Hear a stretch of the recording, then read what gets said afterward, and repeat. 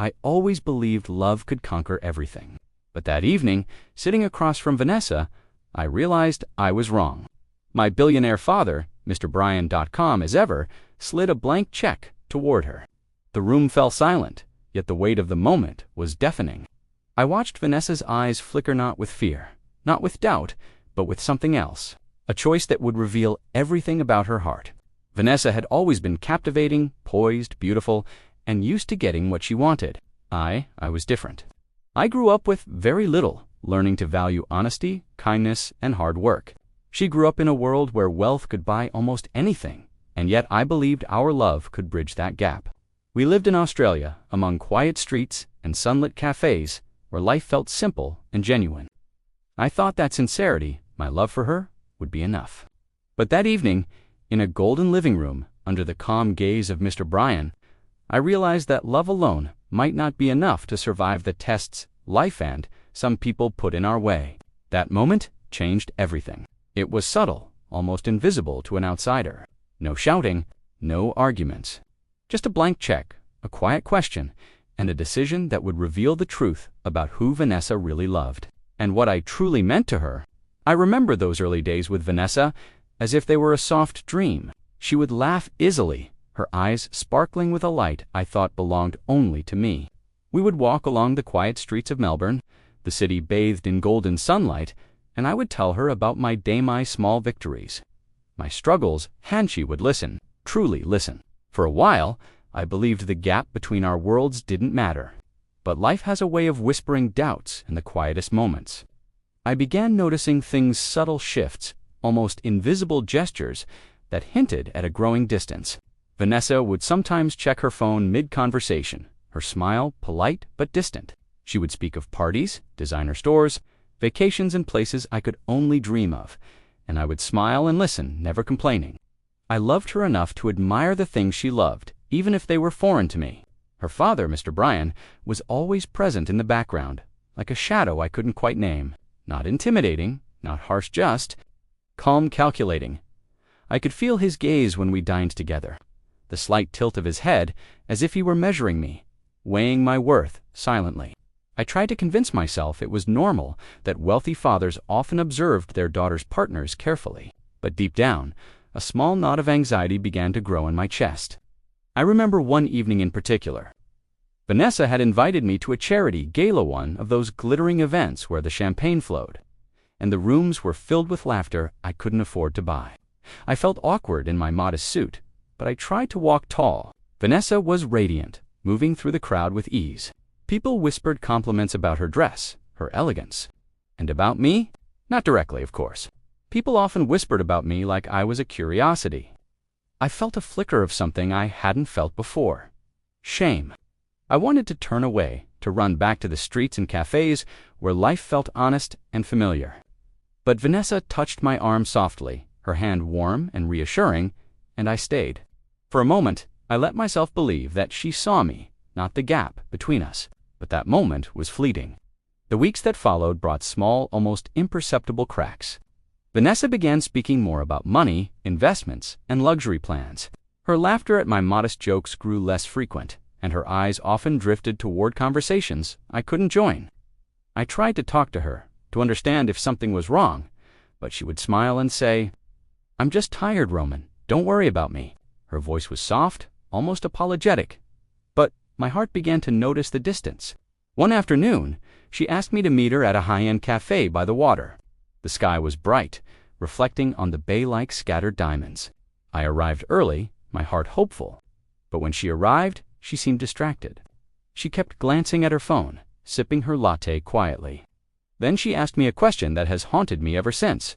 "Roman, do you think love is enough?" I froze, unsure how to answer. The words were gentle, almost tender, but they carried a weight I couldn't ignore. It was the first time she had questioned us, our love, in a way that felt like more than a passing thought. I tried to answer, telling her that love, honesty, and trust were everything, but she shook her head slightly, smiling softly. That night, I went home feeling hollow. I sat in my small apartment, the hum of the city outside, like a reminder of how different our lives were. I loved her so deeply, but I realized something terrifying. Perhaps love alone wasn't enough for Vanessa. Then came the subtle tests. Mr. Bryan invited me to his office one afternoon.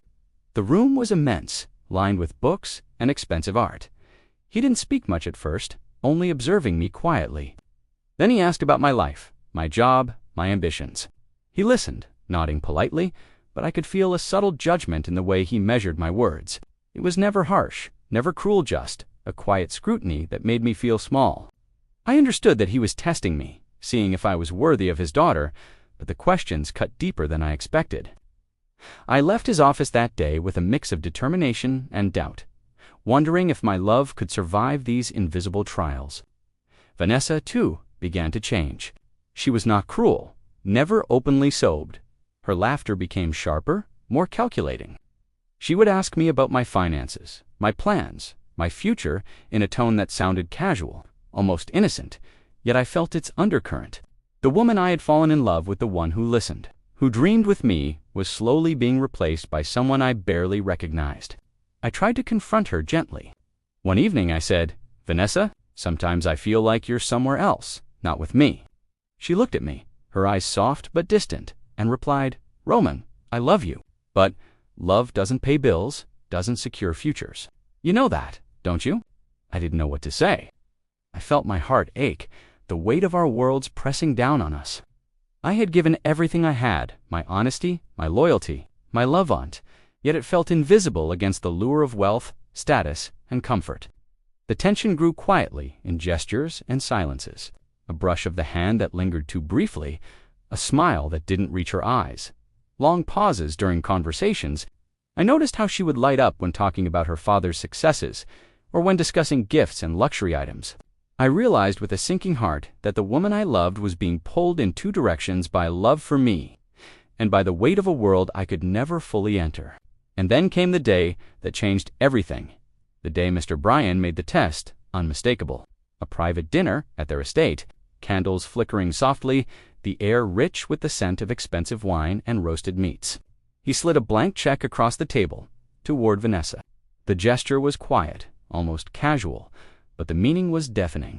I saw her eyes widen, a brief flicker of hesitation. And then I saw everything. That moment, silent yet loud, revealed more about Vanessa's heart than months of conversations, laughter, and shared dreams ever could. The check lay on the table, its crisp edges catching the soft candlelight. The room was quiet, except for the faint hum of the air conditioner and the distant sound of the estate's fountains. I could feel my heart beating, loud and uneven, as I watched Vanessa. She picked up the check lightly, as though it were nothing, and then set it down again. I wanted to speak, to ask her what she was thinking, but something stopped me. I realized then that words wouldn't capture what I needed to see. I needed her choice to be real, uncoerced, honest. My father, ever calm, leaned back in his chair and said nothing. He didn't need to. His silence was louder than any question. Vanessa's eyes met mine briefly. I searched them for reassurance, for the love that had once been unwavering. But I saw only a flicker of doubt, a hesitation that cut deeper than any insult could. She smiled softly, almost apologetically, and I felt a cold ache in my chest. That smile, the one that used to light up my world, now felt like a masculine that hid the part of her being pulled toward comfort and security. For days afterward, I couldn't stop replaying that evening in my mind. Every detail haunted me. The way her fingers brushed the check, the polite nod she gave my father, the brief look she cast at me before walking away. I tried to convince myself that love would prevail, that she would come back to me, but the more I waited, the more I noticed the subtle shifts in our relationship. She became distant in ways I could feel but not quite name. Small gestures of affection disappeared.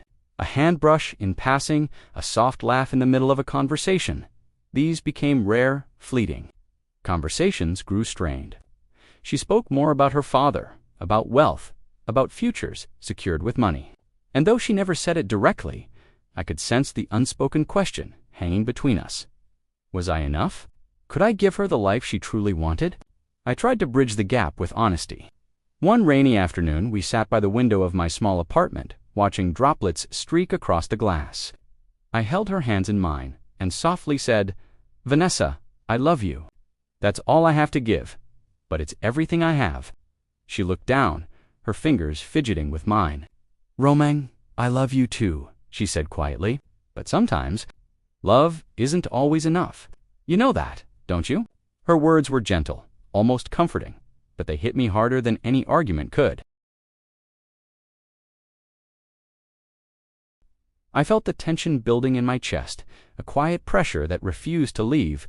It wasn't anger, I felt at least, not fully it, was something more profound, a sense of betrayal, subtle yet undeniable.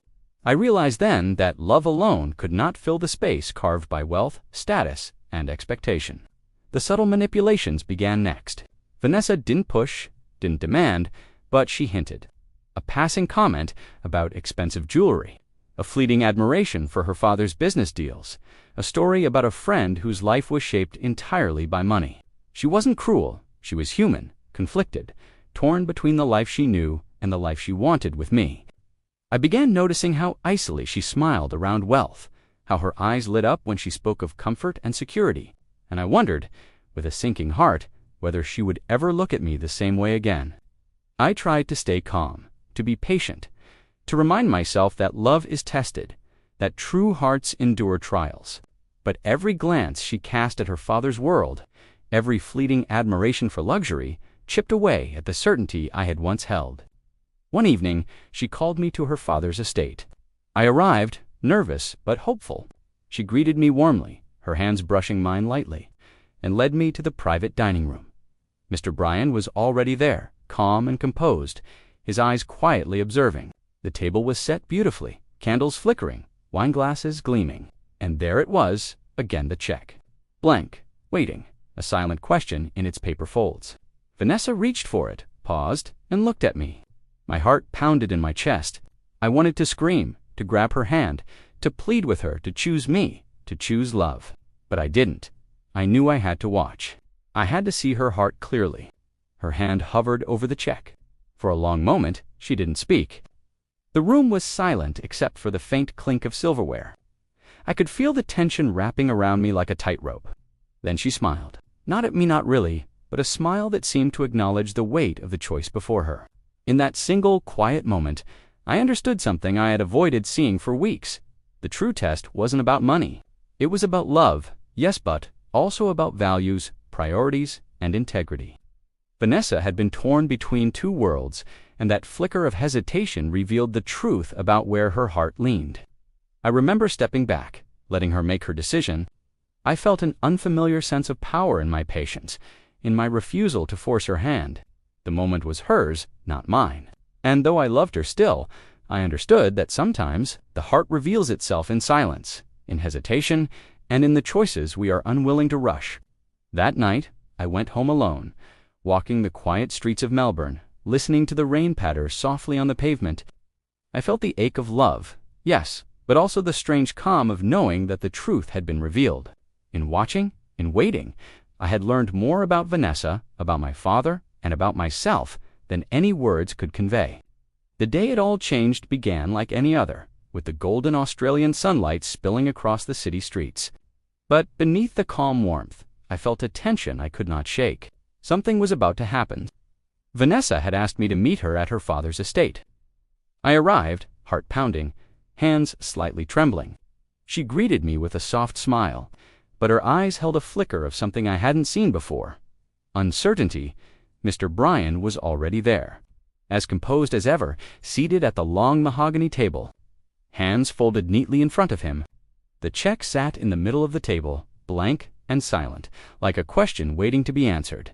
We all sat down. The candles flickered gently, casting warm light on the room. For a moment, no one spoke. I could feel my own heartbeat echoing in my ears. I wanted to ask her to look at me, to reassure me, but I didn't. I had learned that night that some truths could only be revealed by silence. Then Mr. Bryan leaned forward, his voice calm, measured. "Vanessa, the choice is yours," he said simply. "Take what you want, or don't. I'm giving you a chance to see what truly matters." Vanessa's fingers hovered over the check. I could see her pulse in her wrist, subtle but steady. She took a deep breath, and I noticed how her chest rose and fell, how her eyes darted to mine, and then to the check again. For a moment, the room felt suspended in time. I could hear the faint hum of the air conditioner, the distant fountain, even the soft tapping of my own heartbeat. Finally, she spoke. Her voice was gentle, almost hesitant. "Dad." She paused, biting her lip. Then, slowly, she pushed the check away, toward the center of the table. My chest tightened. I couldn't believe what I was seeing. "I love Roman," she said, her eyes finding mine, "and no amount of money, no offer, no luxury, could ever change that." The room seemed to exhale. Mr. Bryan's calm expression softened into a small, approving smile.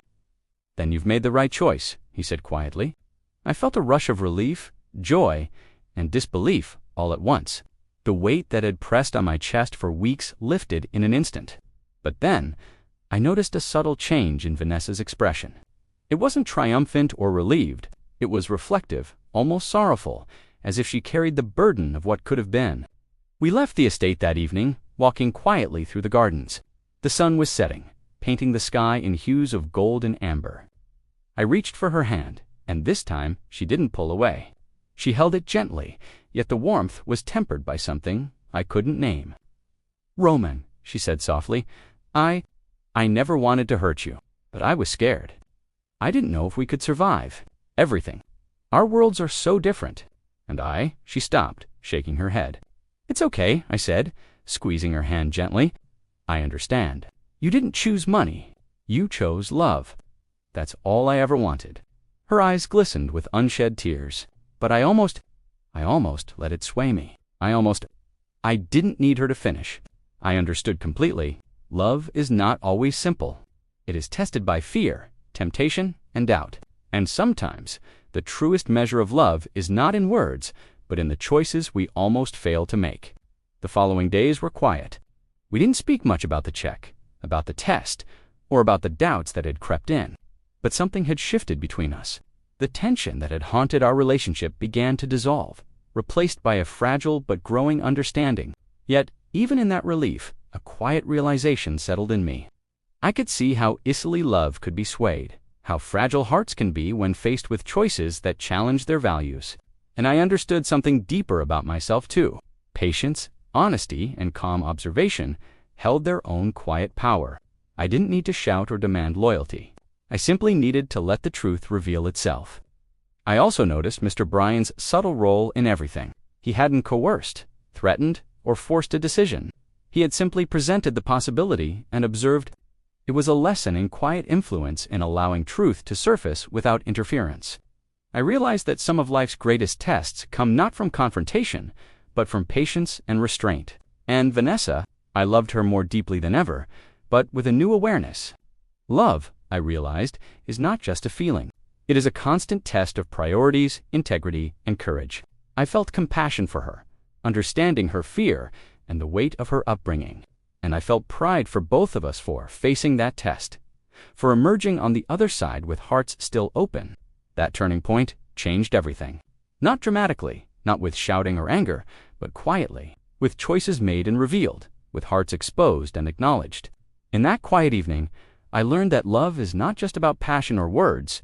It is about seeing clearly, choosing wisely, and holding fast, even when the world tempts you to waver. The days after that evening felt different, though nothing had dramatically changed. Vanessa and I continued our routines, walking the quiet streets of Melbourne, sharing simple meals, and speaking softly about small things. But beneath the ordinary, something profound had shifted. There was no need to revisit the check, the test, or the fear we had both felt. What had been revealed could not be undone, and in that, we found a strange peace. I noticed her in new ways, not for her elegance, not for her beauty, but for the courage she had shown in making her choice. There had been fear in her eyes, yes, but also clarity, and I admired that more than I had ever admired a smile or a laugh. She was human, complicated, and imperfect, and she had chosen honesty over temptation. For myself, I felt a quiet strength I hadn't known before. Love had tested me, yes, but not in the way I had expected. The challenge was not to prove my worth to Vanessa, nor even to win her loyalty. It was to hold steady, to trust the process, and to watch the truth unfold without interference. In that patience, I discovered a power far deeper than wealth or influence, the power of integrity and calm. We began to speak openly about our fears, our dreams, and the gaps between our worlds. Vanessa admitted her doubts, her near hesitation, the way the lure of comfort had almost swayed her heart. I listened without judgment, understanding fully that love is not a flawless emotion. It is tested, falters, and grows stronger in adversity. I spoke of my own vulnerabilities, my own insecurities about being enough, and in that exchange, our relationship deepened, not in romance alone, but in respect, honesty, and understanding. Mr. Bryan continued to be a quiet presence, observing without interference, offering guidance only when asked.